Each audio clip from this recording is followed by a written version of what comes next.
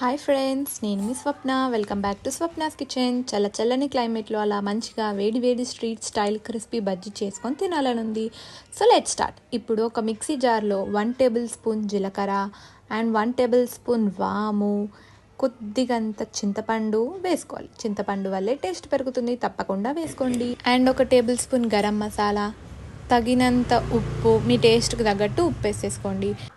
And next ఇప్పుడు ఒక 1 table spoon నువ్వులు వేసేసుకొని మిక్సీ పట్టేసుకోండి.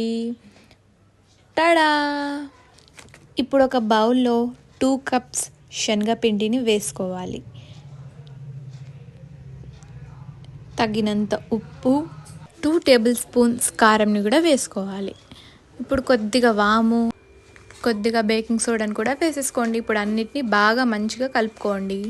ఇప్పుడు 2 గ్లాసెస్ వాటర్ని కొద్దిగా మెల్లిగా వేసుకుంటూ మంచిగా టెక్స్చర్ వచ్చేటట్టుగా పిండిని కలుపుకోండి. పిండి టెక్స్చర్ అనేది మరీ గట్టిగాను మరీ పలసగాను ఉండొద్దు, మీడియంగా ఉండాలి. అప్పుడే పిండి మిర్చికి బాగా పట్టుకొని క్రిస్పీగా వస్తాయి. ఇప్పుడు కొంచెం టేస్ట్ చెక్ చేసుకొని తగినంత ఉప్పు లేదా కారం వేసుకోండి. నేను కొద్దిగా పసుపు అలాగే కొంచెం కారం వేసుకున్నాను. ఇప్పుడు మంచిగా కలుపుకోండి. ఎంత మంచిగా కలిపితే అంత క్రిస్పీగా బజ్జీలు వస్తాయి. ఇప్పుడు మిర్చీలని మంచిగా కడుక్కొని పక్కన పెట్టేసుకోవాలి. అండ్ నెక్స్ట్ స్టవ్ ఆన్ చేసి కడాయిలో ఆయిల్ని హీట్ చేసుకోవాలి. ఇప్పుడు మిర్చి కింద భాగం తీసి మధ్యలో పొడవుగా కట్ చేసుకొని లోపల ఉన్న గింజలన్నీ తీసేసుకోవాలి. ఎందుకంటే చిన్నపిల్లలు ఒకవేళ మిర్చి తిన్నా కూడా వాళ్ళకి కారం అవ్వకుండా ఉండడానికి. ఇలాగే అన్ని మిర్చీలని కట్ చేసి లోపల ఉన్న గింజలను తీసి అన్నీ రెడీగా పక్కన పెట్టుకోవాలి. ఇటు చూస్తుంటే మన ఆయిల్ కూడా హీట్ అయిపోతుంది అండ్ మన మసాలా కూడా రెడీగా ఉంది. ఇప్పుడు ఈ మసాలాని మిర్చి మధ్యలో పెట్టుకొని అన్నీ ఒక ప్లేట్లో రెడీగా పెట్టేసుకోవాలి.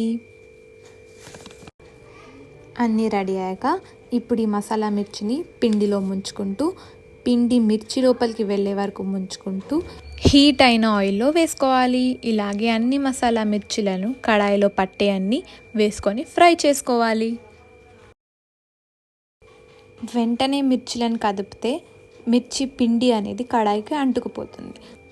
అందుకే కాసేపు అయినాక గరిటతో బజ్జీలను ఇంకొక వైపు కాల్చుకోండి.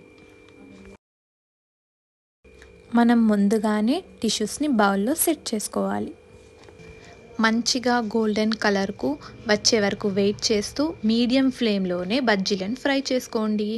బాగా ఫ్రై చేసుకున్న తర్వాత బజ్జీలను ఆయిల్ డ్రాప్స్ పడే వరకు ఆగి నెక్స్ట్ ఇప్పుడు మనం టిష్యూస్ పెట్టుకున్న బౌల్లోకి షిఫ్ట్ చేసుకోవాలి. అంతే, స్ట్రీట్ స్టైల్ క్రిస్పీ మిర్చి బజ్జీ రెడీ. అందరూ ఆస్వాదిస్తూ తినండి. సాస్లో డిప్ చేసుకొని తిన్నాను. లోపల కూడా మంచిగా ఫ్రై అయింది, అసలు పిండిగానే లేదు. So please try it and subscribe to my channel. Bye friends.